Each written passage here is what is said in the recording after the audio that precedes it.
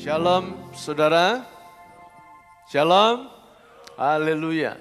Saya senang sekali melihat saudara tetap bersemangat ya.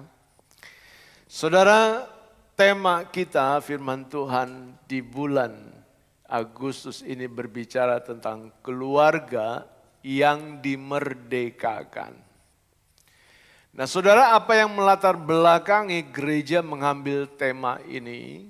Saudara, kita tahu bersama-sama bahwa akhir-akhir ini begitu banyak, ya tidak sedikit, begitu banyak keluarga yang tidak menikmati kebahagiaan di dalam keluarganya sendiri. Dia tidak enjoy, di luar expect dia, kok setelah saya bangun keluarga kok seperti ini rumah tangga saya. Kelihatannya bahagia saudara, tapi kenyataannya tidak ada sukacita dan damai sejahtera di dalamnya. Karena tidak mengalami kemerdekaan yang Yesus berikan. Ada rasa bersalah, ada ketakutan, ada keraguan-raguan dan tekanan-tekanan yang menghalangi kita untuk merdeka. Ya. Jadi saudara, banyak keluarga yang hidup dalam perasaan terhukum, terpenjara. Sementara Tuhan ingin kita bebas. Sementara Tuhan ingin kita menikmati bersama dengan istri dan anak-anak kita sukacita dan damai sejahteranya. Karena Roma 8 ayat 1 dan 2 katakan begini saudara. Demikianlah sekarang tidak ada penghukuman bagi mereka yang ada di dalam Kristus. Kecuali di luar Kristus. Yang ada di dalam Kristus. Roh yang memberi hidup telah memerdekakan kamu dalam Kristus dari hukum dosa dan hukum maut. Kapan saudara? Penghukuman itu tidak ada di dalam diri kita. Kita dibebaskan, kita dimerdekakan sejak saudara percaya dan terima Yesus sebagai Tuhan dan Juru Selamat. Tidak ada penghukuman bagi kita. Ya, saudara, begitu Indonesia merdeka, kita tahu sukacitanya rakyat Indonesia begitu luar biasa. Di pelosok-pelosok, di desa-desa, mereka begitu bersukacita, mereka begitu antusias. Bahwa ketika mendengar proklamasi kemerdekaan. Jadi seharusnya saudara, keluarga kita bisa menikmati sukacita dan damai sejahteranya. Karena Roh Kudus yang memberi hidup telah memerdekakan kita dari hukum dosa dan hukum maut. Tidakkah seharusnya saudara berbahagia? Tidakkah seharusnya saudara bersukacita, enjoy, menikmati bersama dengan istri dan anak-anak dan keluargamu? Karena gini saudara, tidak ada yang jauh lebih berharga dan lebih mulia saudara ketika kita dimerdekakan dari hukum dosa dan hukum maut. Dibandingkan dengan apapun yang saudara terima di tengah-tengah dunia ini saudara. Yang dunia bisa berikan tidak ada saudara. Yesus pernah katakan kan dalam Markus 8 ayat 36 bilang begini. Apa gunanya seorang memperoleh seluruh dunia tetapi ia kehilangan nyawanya? Karena apa yang diperoleh di dalam dunia ini hanya sementara. Kita tidak bisa membawanya sampai selama-lamanya. Tetapi apa yang saudara terima di dalam Kristus Yesus itu sungguh membawa kekekalan sampai selama-lamanya. Apa gunanya seorang memperoleh seluruh dunia tetapi ia kehilangan nyawanya? Saya lebih bahagia saudara hidup dalam kecukupan, jemaat HFC dalam kecukupan, tetapi saudara enjoy. Saudara menikmati, saudara happy bersama istrimu, bersama anak-anakmu, sukacita. Daripada saya melihat saudara hidup di dalam kelimpahan, rumah saudara mewah, rumah saudara bagus, anak-anak saudara berhasil, tetapi saudara nggak menikmati yang namanya kebahagiaan di dalam kasih Tuhan, damai sejahteranya Tuhan. Jadi rumah itu menjadi seperti orang asing. Nah karena itu saudara, pagi hari ini kita mau pastikan bersama-sama keluarga yang ada di HFC itu dimerdekakan oleh Kristus. Supaya apa? Sekali lagi, supaya saudara menikmati kebahagiaan sejati di dalam Yesus. Nah pertanyaannya saudara, seperti apa sih ya kan? Keluarga yang dimerdekakan itu. Keluarga yang mengalami kemerdekaan di dalam Kristus. Saudara, keluarga yang dimerdekakan adalah keluarga yang tidak mau lagi dikenakan kuk perhambaan. Apa saudara? Keluarga yang dimerdekakan itu keluarga yang tidak mau lagi untuk dikenakan kuk perhambaan. Ya.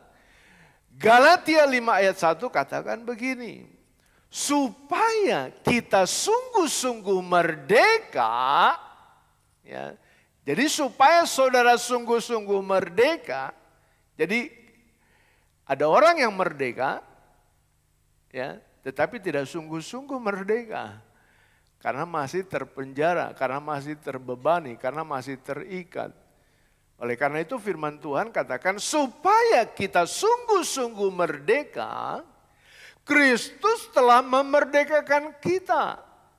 Karena itu berdirilah teguh dan jangan mau lagi apa?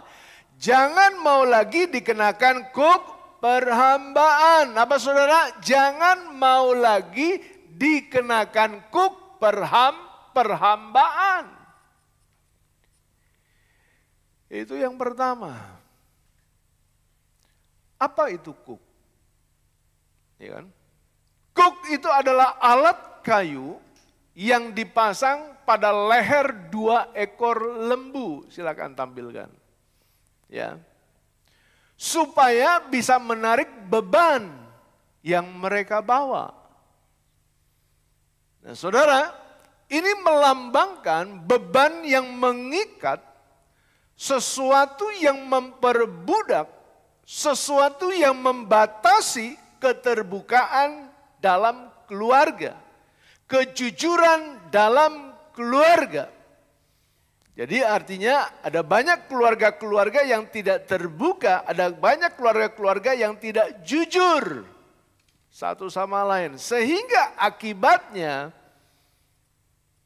keluarga tidak menikmati kebahagiaan dan damai sejahtera dari Tuhan. Nah, saudara, ini banyak dialami oleh keluarga. Contoh sederhana, sikap otoriter dalam keluarga. Contoh sederhana itu. Ada orang tua mendidik anaknya dengan ancaman, bukan dengan kasih. Nah, kalau rapot kamu sampai merah, kalau kamu sampai gagal, kamu bukan anak papa, kamu bukan anak mama. Dan kamu itu namanya sudah bikin malu keluarga. Jadi awas ya, belajar yang baik, belajar yang sungguh-sungguh. Papa ingatin kamu. Judulnya sih ingatin, tapi pakai ancaman. Ya, kuk ini saudara yang harus kita buang di tengah-tengah keluarga kita. Beban ini yang tidak boleh kita kenakan kepada anak-anak kita. Karena akibatnya apa saudara? Akibatnya anak kita akan tumbuh dalam ketakutan. Tumbuh dalam rasa bersalah. Bukannya kasih yang anak-anak kita alami. Tetapi ketakutan yang mereka hadapi. Saya mau jujur di hadapan saudara saat ini. Saya belum cerita sama istri saya, sama anak-anak saya. Saya harus sampaikan ini, saudara, karena ini kebenaran firman Tuhan.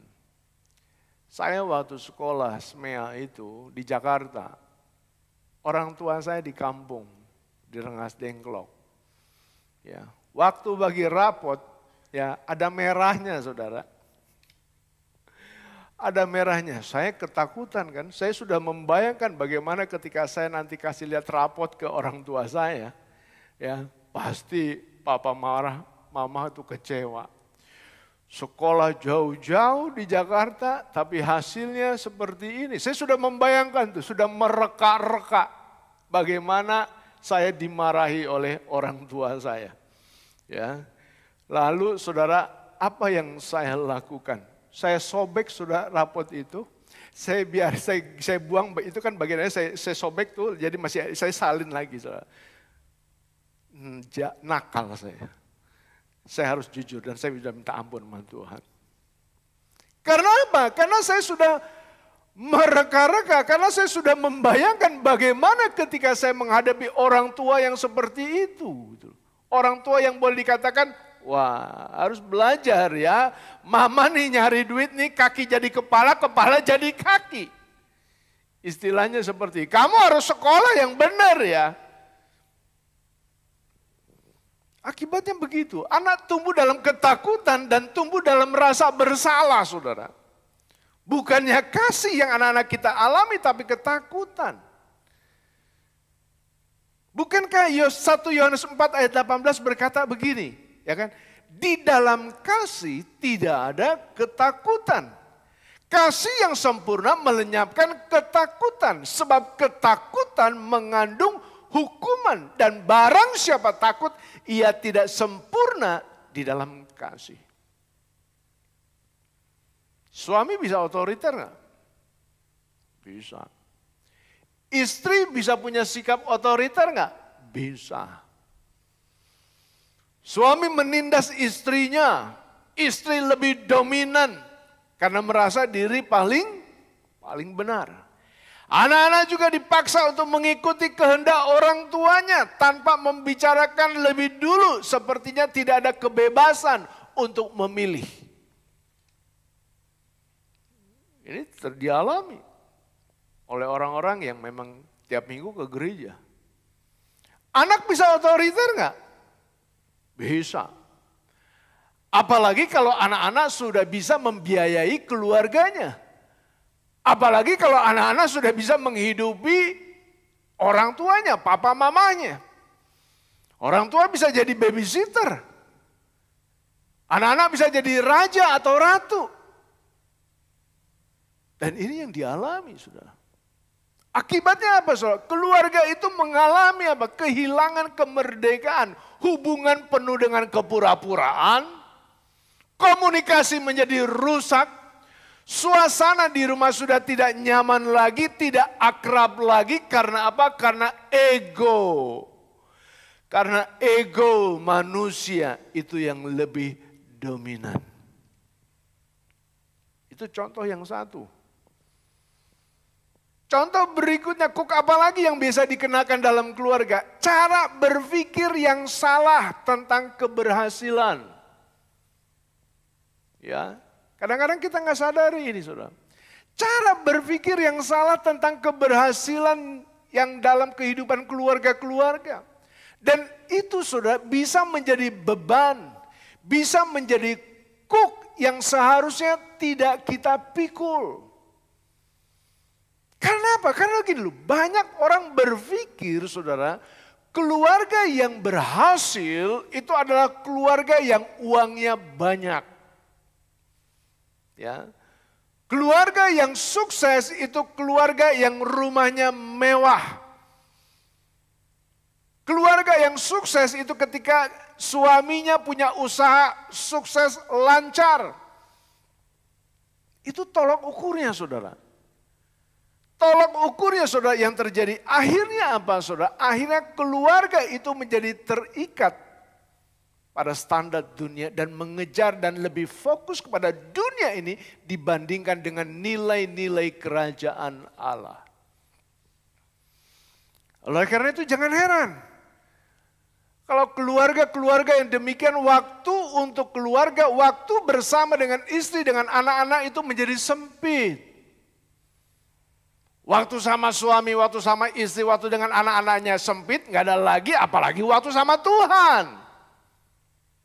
Hampir tidak ada waktu kita baca Alkitab, kita merenungkan firman Tuhan, apalagi meluangkan waktu bersama-sama dengan Tuhan. Dan akibatnya mengalami kekeringan rohani, saudara. Karena jauh dari Tuhan, tidak peka suaranya Tuhan. Itu kuk perhambaan.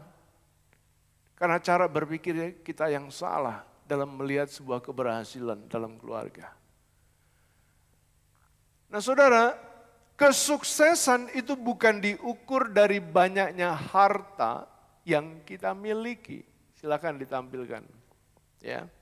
Tapi kedekatan, hubungan dengan Tuhan dan keserupaan dengan Yesus. Jadi saudara mau sukses, saudara mau berhasil, ya saudara bukannya berarti saudara nggak boleh banyak harta. Bukannya berarti saudara nggak boleh banyak apa yang saudara miliki saat ini. Tetapi saudara mari kita cek. Bagaimana kedekatan hubungan kita dengan Tuhan, bagaimana keserupaan kita dengan Yesus. Karena kita waktu pulang nanti, nggak ditanya mobil kamu berapa, rumah kamu di mana, kamu punya deposito berapa, dibekuin nggak? Enggak ditanya saudara. Tetapi Tuhan mau mengenal kita. Bagaimana kedekatan kita dengan Tuhan dan keserupaan kita dengan Yesus. Contoh terakhir, contoh yang ketiga. Kuk apalagi yang biasa kita kenakan? Ya. Kepahitan, saudara. Kepahitan. Saya berdoa di antara setiap kita tidak ada yang kepahitan. Amin. Nah saudara, kita bisa melakukan kesalahan enggak? Bisa. Ya kan? Kita bisa menyinggung orang lain enggak? Bisa. Bisa saudara, kita melakukan kesalahan bisa. Tanya persoalannya gini saudara, kesalahan dan dosa yang kita buat, itu diselesaikan atau tidak? Ya. Kalau itu tidak diselesaikan saudara, itu sama juga dengan orang yang tidak bisa berdamai dengan dirinya sendiri dan tidak bisa berdamai dengan orang lain. Kepahitan itu sangat mengganggu saudara kehidupan kita. Rasa sakit yang masih ada, luka masa lalu seperti penolakan, pelecehan, perlakuan tidak adil, iri hati, kalau belum disembuhkan, itu bisa menjadi kepahitan. Karena itu pagi hari ini, jangan pikul kuk kepahitan. Bersihkan itu dari hidup kita sebagai anak-anak Tuhan. Harus kita lepaskan. Nah saudara, beberapa waktu yang lalu saya ketemu pelayan Tuhan, hamba Tuhan. Dia ceritakan begini saudara, ada seorang yang dilayani oleh beliau. Saat mau meninggal itu susah sekali saudara. Sulit untuk meninggalnya orang itu. Ya. Lalu singkat cerita saudara, ternyata baru ketahuan. Kalau orang itu menyimpan kepahitan. Jadi rupanya selama ini saudara orang itu belum disembuhkan dari kepahitan. Orang itu tidak mengalami kemerdekaan di dalam dirinya. Ayo. Kuk ini harus kita lepaskan karena firman Tuhan ajarkan kita dalam Kolose 3 ayat 13 begini saudara. Sabarlah kamu seorang terhadap yang lain. Dan ampunilah seorang akan yang lain apabila yang seorang menaruh dendam terhadap yang lain. Sama seperti Tuhan telah mengampuni kamu, kamu perbuat jugalah demikian. Jadi sekali lagi saya katakan kalimat terakhir apa? Sama seperti Tuhan telah mengampuni kamu, kamu perbuat jugalah demikian. Maksudnya apa saudara? Mari kita memperlakukan suamimu, mari kita memperlakukan istri dan anak-anakmu, mari kita memperlakukan siapapun yang berhubungan dengan saudara seperti Tuhan memperlakukan kita dan seperti Tuhan memperlakukan mereka di hadapannya. Kalau Tuhan memperlakukan setiap kita, pasti dia penuh dengan kesabaran, penuh dengan kasih. Kalau dia tidak memperlakukan kita dengan sabar, dengan kasih, habislah kita. Selesailah kita. Bahkan Efesus 4 ayat 31 katakan begini saudara. Segala kepahitan, kegeraman, kemarahan, pertikaian dan fitnah hendaklah dibuang dari antara kamu. Demikian pula segala kejahatan. Buang semua itu. Mari saudara, itu hanya 3 contoh yang kita lihat dari kuk perhambaan yang selalu dikenakan di dalam keluarga kita sehingga kita tidak bisa menikmati sukacita dan damai sejahteranya. Jangan mau lagi kita dikenakan kuk perhambaan. Supaya apa? Keluarga saudara sungguh-sungguh merdeka dan bahagia di dalam Kristus Yesus Tuhan kita. Yang kedua, saudara, keluarga yang dimerdekakan itu seperti apa sih? Kita ingin tahu lebih jelas. Keluarga yang dimerdekakan itu adalah keluarga yang setia. Keluarga yang setia dan mengabdi kepada Tuhan. Suatu kali saudara dalam kitab Yosua pasal 24, di sana diceritakan tentang Yosua mengumpulkan semua suku Israel di Sikem. Yosua menyampaikan pesan terakhirnya kepada bangsanya. Yosua mengingatkan kembali, Yosua menegaskan kembali bagaimana penyertaan Allah, bagaimana kasih setia Allah yang dialami oleh Abraham, Ishak dan Yakub juga kepada Musa dan nenek moyangnya. Sampai-sampai di ayat 13, Yosua 24 ayat 13 dikatakan begini ya. Aku telah memberikan kepadamu negeri yang bukan hasil jerih payahmu dan kota-kota yang tidak kamu bangun, yang sekarang kamu diami. Aku memberikan kepadamu kebun anggur dan kebun zaitun untuk dimakan hasilnya. Padahal bukan kamu yang menanaminya, betapa baiknya Allah kita. Ya. Yosua ingatkan kembali kebaikan Tuhan kepada umat Israel. Karena itu ia meminta kepada umat Israel dalam Yosua 24 ayat yang ke-14. Dia katakan begini, jadi sekarang, kata Yosua selanjutnya, hormatilah Tuhan, mengabdilah kepadanya dengan tulus, ikhlas dan dengan setia. Singkirkanlah ilah-ilah lain yang disembah oleh nenek moyangmu dahulu di Mesopotamia dan Mesir. Mengabdilah hanya kepada siapa? Ini yang Yosua minta kepada umat Israel untuk menyingkirkan ilah-ilah lain dan mengabdi hanya kepada Allah. Lalu apa jawab umat Israel? Ya kan? Jawab umat Israel. Dalam ayat 16 dikatakan begini. Maka umat Israel itu menjawab, kami tidak sekali-kali tidak akan meninggalkan Tuhan untuk mengabdi kepada ilah-ilah lain. Kami sekali-kali tidak akan meninggalkan Tuhan untuk mengabdi kepada ilah-ilah lain. Luar biasa bukan? Amin.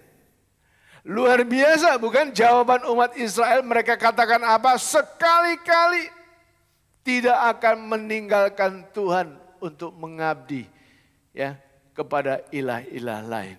Artinya mereka tetap mengabdi kepada Tuhan. Kadang-kadang kita juga sama seperti itu.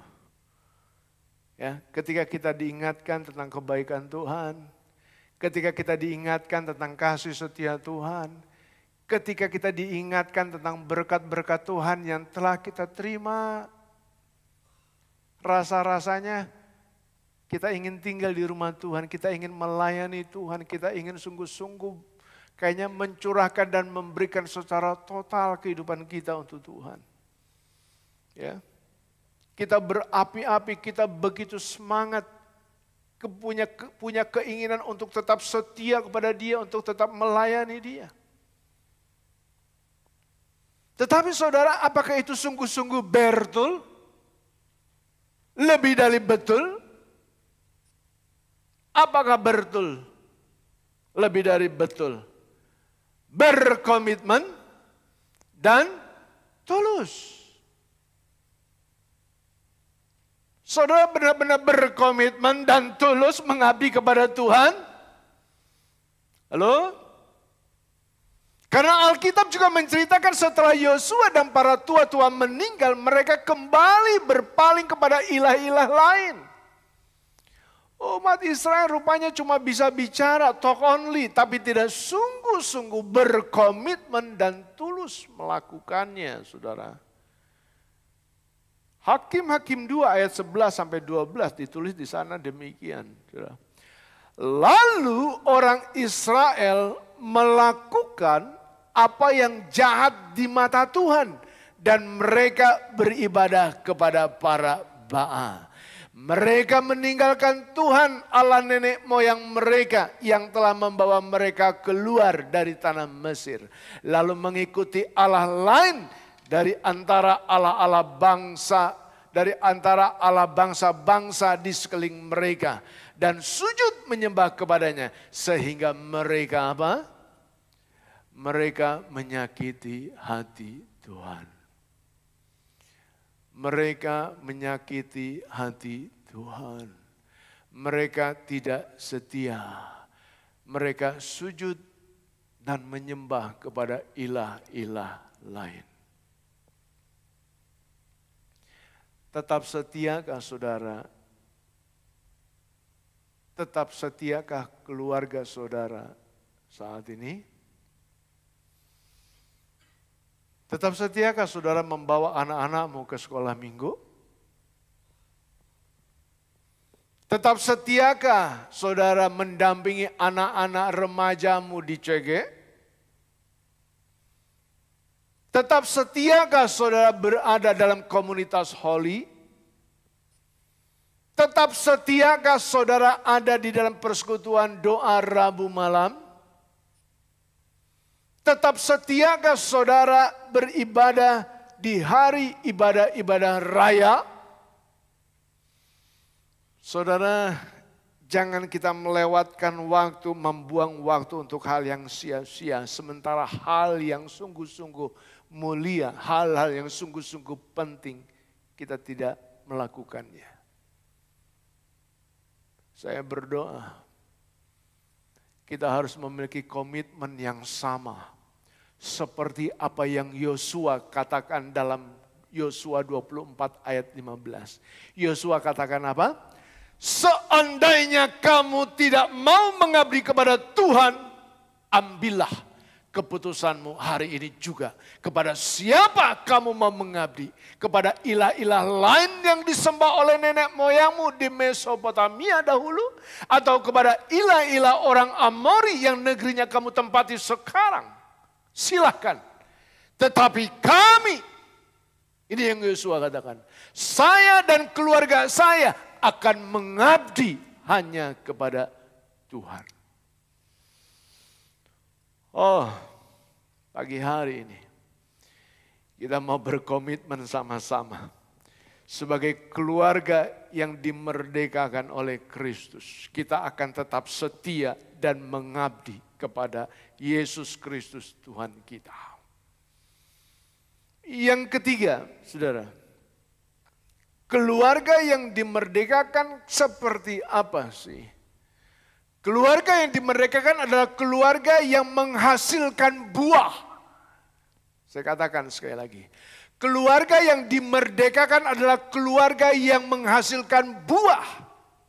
Roma 6 ayat 22 dikatakan begini. Tetapi sekarang setelah kamu dimerdekakan dari dosa dan setelah kamu menjadi hamba Allah, kamu beroleh buah yang membawa kamu kepada pengudusan dan sebagai kesudahannya ialah hidup yang kekal.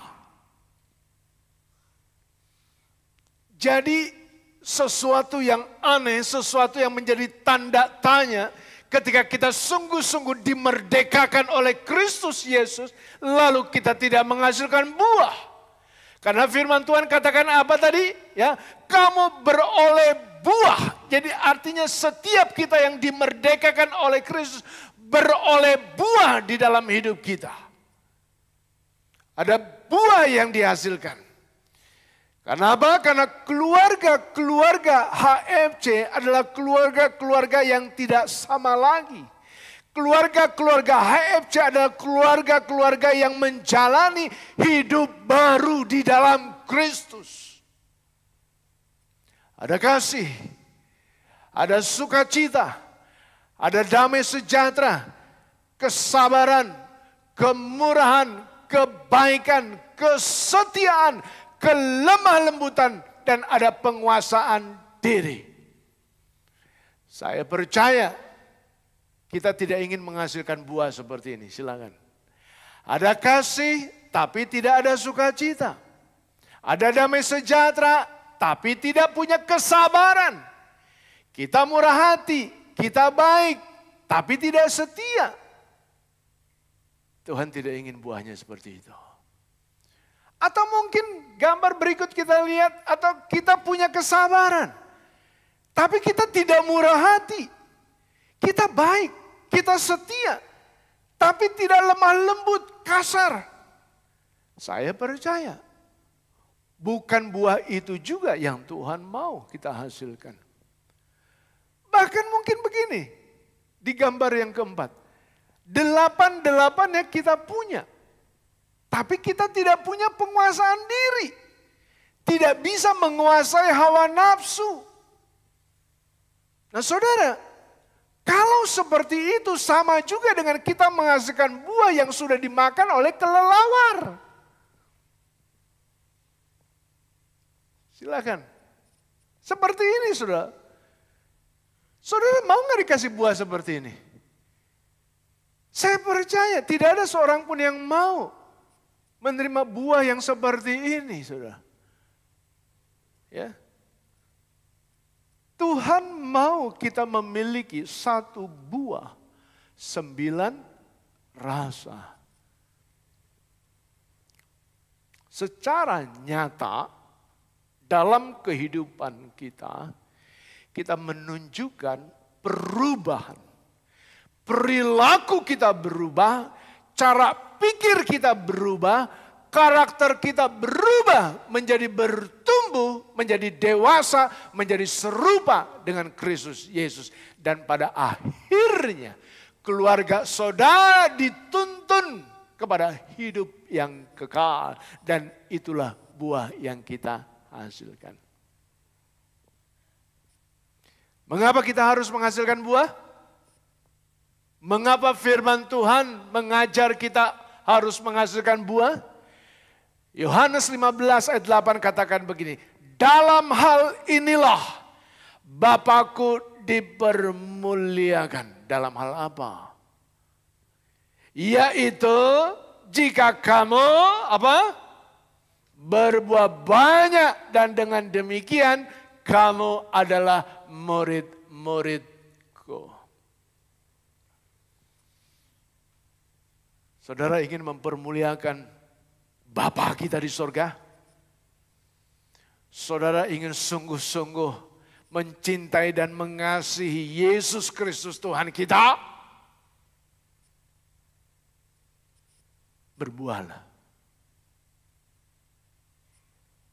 Sehingga bukan cuma suami, anak, istrimu yang menikmati. Tetapi tetanggamu, teman-temanmu, banyak orang lain menikmati buah yang kau hasilkan. Amin. Saudara, mari sebelum kita masuk ke perjamuan kudus, kita akan sama-sama membaca pengakuan iman Gereja Bethel Indonesia. Saya berharap ketika membaca pengakuan iman ini, saudara sungguh-sungguh membaca dengan iman, mengucapkan di dalam imanmu bahwa sungguh saudara katakan ya dan amin. Mari kita berdiri bersama-sama.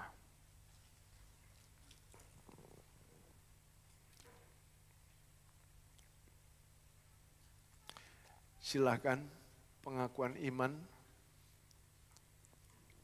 Dalam hitungan yang ketiga kita akan baca bersama-sama. 1, 2, 3. Pengakuan iman GBI. Aku percaya bahwa Alkitab adalah firman Allah. Allah yang Esa itu Tritunggal adanya. Yesus yang lahir, mati, bangkit, naik ke surga adalah juru selamat, pengantara kita dan raja segala raja.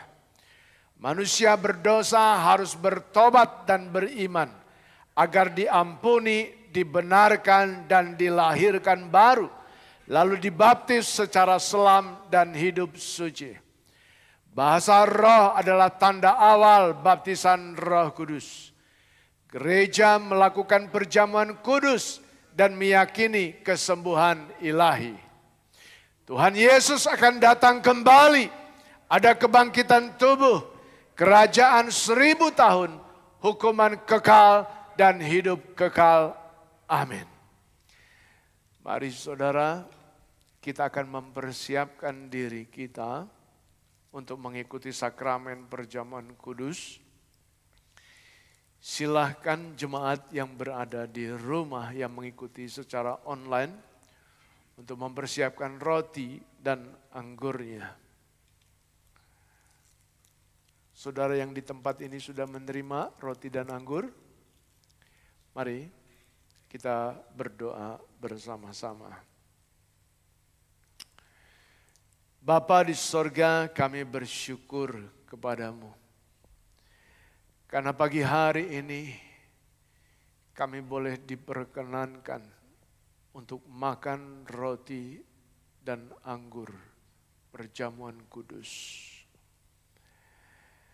Kami tidak ingin melakukannya hanya sebuah kebiasaan atau tradisi. Tetapi kami mau makan dan minum anggur ini. Makan roti dan minum anggur ini.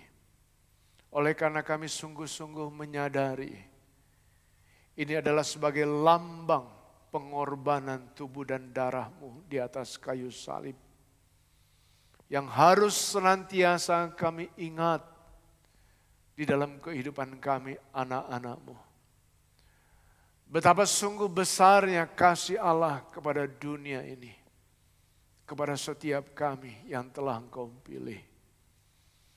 Karena jika tidak demikian maka celakalah kami dan binasalah kami. Tetapi saat ini kami telah menerima anugerah keselamatan itu darimu. Oleh karena itu Tuhan, biarlah ketika kami makan roti dan minum anggur perjamuan kudus pada pagi hari ini, kami ingin menyatu dengan tubuh dan darah Kristus. Supaya sungguh-sungguh kami boleh hidup di dalam Engkau, menyatakan kemuliaan dan kebesaran-Mu. Urapi roti dan anggur yang akan kami makan dan minum ini di dalam nama Tuhan Yesus Kristus. Amin. Mari saudara kita mengangkat roti yang ada di tangan kita. Sebab apa yang kuteruskan kepadamu telah aku terima dari Tuhan. Yaitu bahwa Tuhan Yesus pada malam waktu ia diserahkan, mengambil roti dan sesudah itu ia mengucap syukur atasnya. Ia memecah-mecahkannya dan berkata, inilah tubuhku yang diserahkan bagi kamu. Perbuatlah ini menjadi peringatan akan aku. Bukankah roti yang kita pecah-pecahkan ini adalah persekutuan dengan tubuh Kristus? Mari kita makan bersama-sama dalam nama Tuhan Yesus Kristus.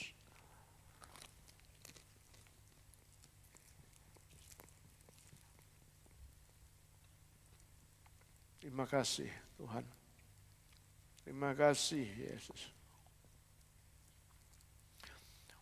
Mari kita mengangkat cawan yang ada di tangan kita.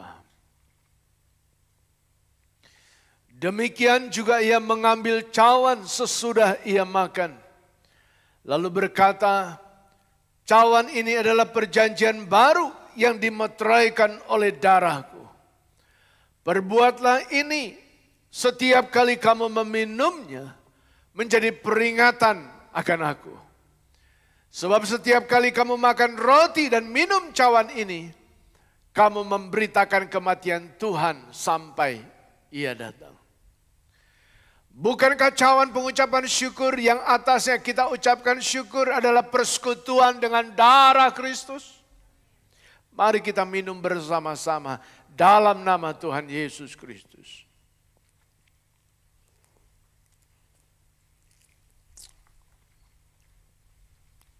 Kita mau mengucap syukur saudara kepada Tuhan.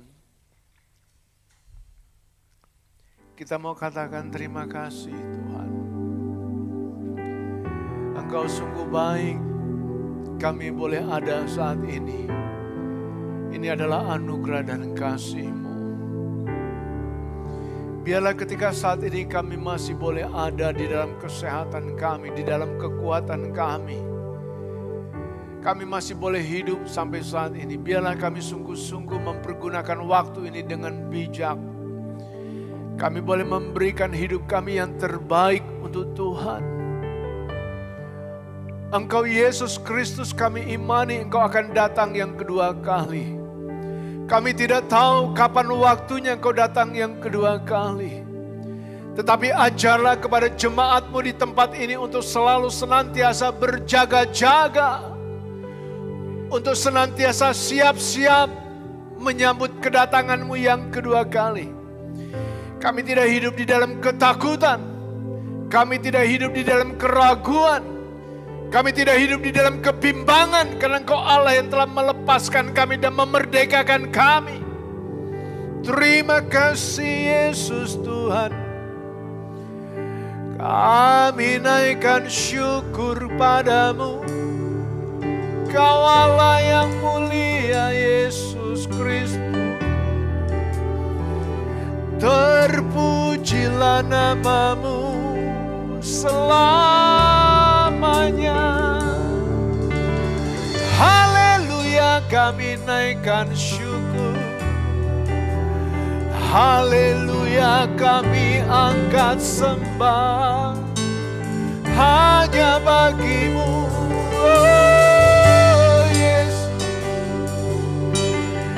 Terima kasih Tuhan, terima kasih buat anugerah-Mu, terpujilah.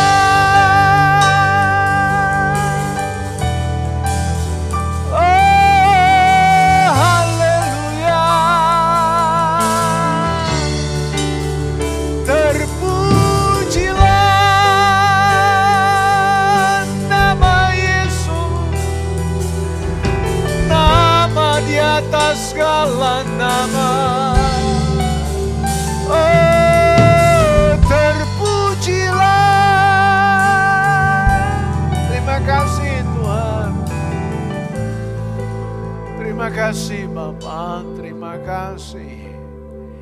Kami bersyukur pagi hari ini di dalam nama Yesus. Biarlah segala pujian, penyembahan hanya bagi Engkau, Tuhan Raja mulia.